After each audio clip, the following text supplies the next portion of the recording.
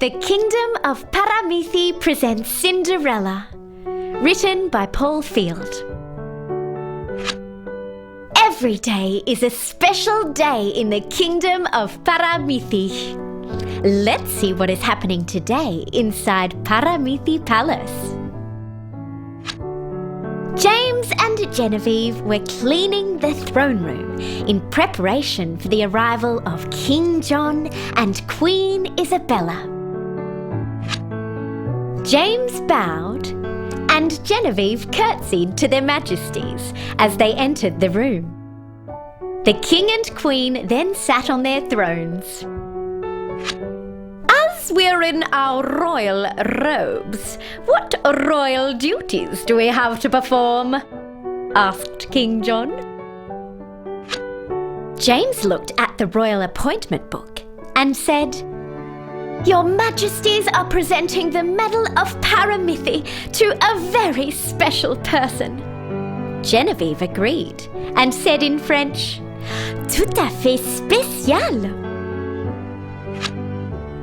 It was time for a medal presentation. King John and Queen Isabella presented the Medal of Paramithi to little Maria for feeding and nurturing her pet rabbit, Lovey-Dovey. After the royal duties had been completed, Queen Isabella read a story from the Paramithi Storybook. It was Cinderella, the story about a poor girl who marries a prince. It became popular in France hundreds of years ago. The king enjoyed hearing the story so much that he asked James and Genevieve to produce Cinderella in the Paramithi Theatre. "It'll be cool, Daddy-o," said Genevieve, and then quickly added, I will do my best, Your Majesties." Genevieve had Mario make some beautiful costumes for the show, while James allocated parts to everyone. The king would play the part of the prince, and the queen would play the part of Cinderella. Mario and James would be the naughty stepsisters, and Genevieve would be the fairy godmother and the unhappy stepmother. The day of the show arrived. The poor girl named Ella used to sweep out the fireplace, and so her unhappy stepmother named her Cinderella. Her naughty stepsisters were very lazy and did not help Cinderella with the housework.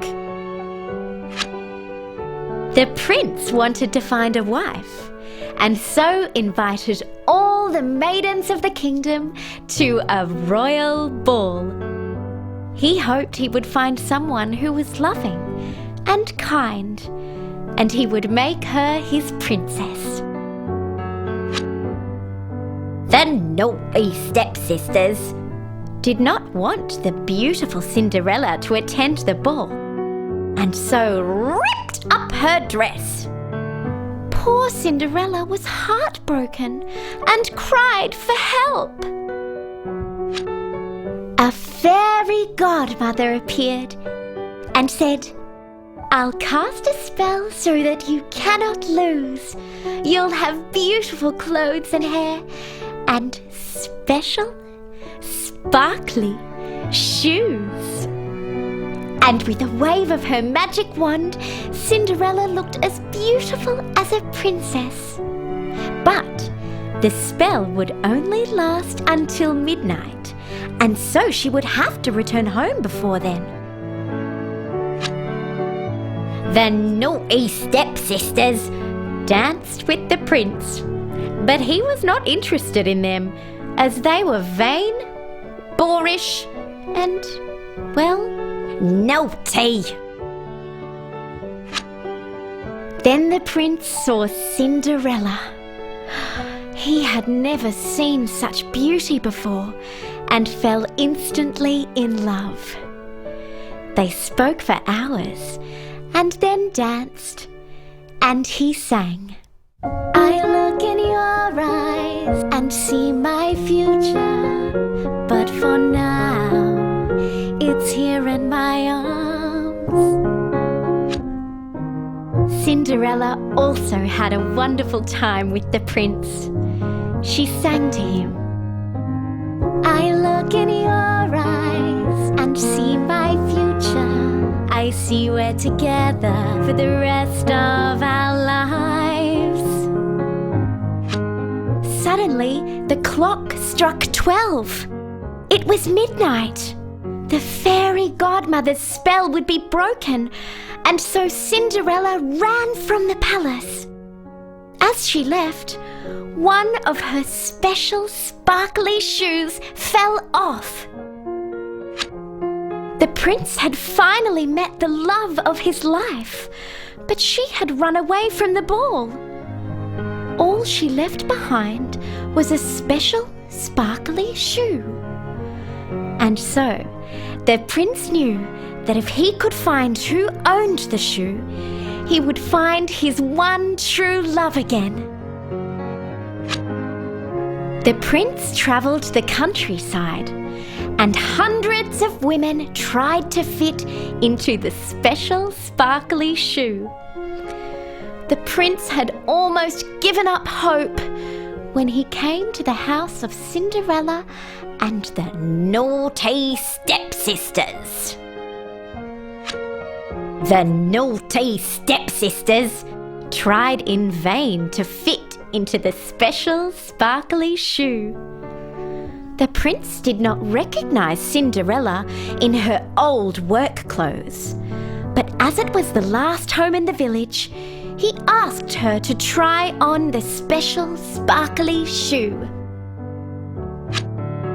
The shoe fitted perfectly onto Cinderella's foot. The prince looked into Cinderella's eyes and at once recognized his one true love. The prince knelt down and asked if Cinderella would do him the honor of becoming his wife. Cinderella, with no hesitation, accepted his proposal, and the prince and Cinderella were married in a beautiful ceremony in the palace, and they lived happily ever after. The people of Paramithi were delighted with the performance of Cinderella. The cast took a bow as the audience applauded. Back in the throne room, King John thanked James and Genevieve for putting on such a wonderful production. King John then looked at Queen Isabella and said, "I love you, my queen." Queen Isabella softly held the king's hand and said, "And I love you, King John." It was another special day in the kingdom of Paramithi.